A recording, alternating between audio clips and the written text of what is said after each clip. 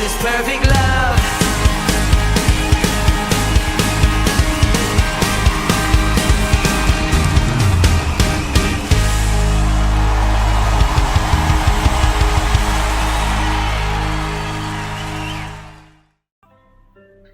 Shalom Bapak Ibu, Saudaraku yang terkasih di dalam Tuhan. Mazmur 78 ayat 72. Demikian firman Tuhan. Ia mengembalakan mereka dengan ketulusan hatinya dan menuntun mereka dengan kecakapan tangannya. Dialah Raja Daud. Sebelum Daud naik tahta, Daud sudah tampak sebagai pribadi tampan yang menjanjikan. Sebagai pemuda beriman kepada Allah yang hidup, Daud membersihkan Goliat, pahlawan bangsa Filistin. Daud juga membuat perjanjian persahabatan dengan Yonatan. Lalu, setelah Daud diurapi menjadi raja secara rahasia oleh Samuel, Roh Tuhan berkuasa atasnya. Kelak dengan kebesaran jiwanya, 2 kali Daud melindungi nyawa Saul. Daud juga menunjukkan sifat kepahlawanannya dan sifat kenegarawanannya. Apalagi dengan menetapkan Yerusalem sebagai ibu kota. Karena itu, sangat tragis bahwa disebut Daud tidak hidup seperti yang diharapkan. Oleh karena nafsu Daud yang tidak terkendali terhadap Batseba, yang dikatakan amat cantik, Daud setidaknya melanggar paling sedikit 5 dari ke-10 firman Allah. Daud membunuh, Daud berzina, Daud mengingini, Daud mencuri, dan Daud berdusta. Daud waktu itu bersikukuh mensensus orang Israel yang layak perang.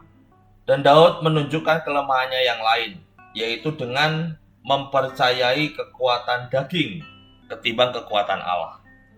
Mengingat dosa-dosanya yang teramat berat dan pelanggarannya terhadap ke-10 firman, bagaimana mungkin Daud digambarkan sebagai orang yang berkenan di hati Allah, seperti yang dituliskan di dalam 1 Samuel 13 ayat yang ke-14.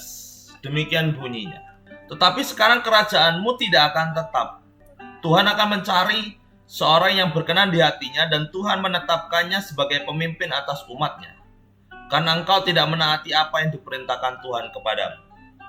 Bapak Ibu, hal ini dikatakan oleh Samuel kepada Saul, bahwa akan ada yang menggantikan seseorang yang dikenan oleh Allah, yaitu Raja Daud. Tapi dengan pertimbangan dosa yang telah dilakukan oleh Daud, pelanggaran-pelanggaran yang dilakukan oleh Daud, apakah Daud bisa disebut layak untuk menjadi orang yang dikenal? Tapi di balik semua itu, Daud memang betul-betul bertobat. Daud betul bertobat dengan tulus. Dan di atas semuanya, berbeda daripada anaknya, yaitu Salomo. Salomo adalah penerus Daud. Hati Daud tidak pernah condong kepada ilah-ilah lain. Di dalam 1 Raja-Raja 11 ayat yang keempat dikatakan bahwa Daud sepenuh hati bertaut kepada Allah. Dan oleh karena itu tidak aneh bila Mesias, yaitu Yesus Kristus yang dijanjikan melalui keturunan anak Daud.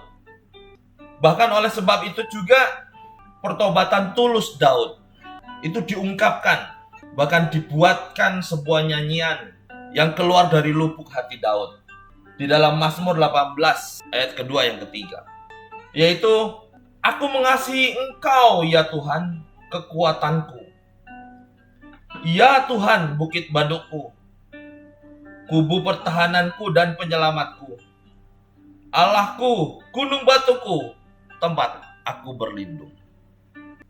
Daud bertobat dengan sungguh-sungguh. Daud tahu apa yang dia lakukan itu amat sangat bersalah dan berdosa. Bahkan oleh sebab itu pula, Daud juga menerima penghukuman. Daud tidak pernah diizinkan untuk membangun mezbah oleh karena salah dan dosanya. Tapi seorang pribadi Daud yang dikenan oleh Allah benar-benar bertobat melalui ucapannya. Bapak Ibu, sebagai anak-anak Tuhan, kata pertobatan itu adalah kita keluar dari dunia yang kelam. Pada waktu kita bertobat, sudah seharusnya kita tidak jatuh lagi ke dalam lubang yang sama. Kita tidak jatuh lagi dalam godaan yang sama. Oleh sebab kata pertobatan itu membawa berkat keselamatan. Dan oleh kasih-Nya, setiap orang yang bertobat tidak akan pernah melakukan dosa lagi. Tuhan Yesus memberkati.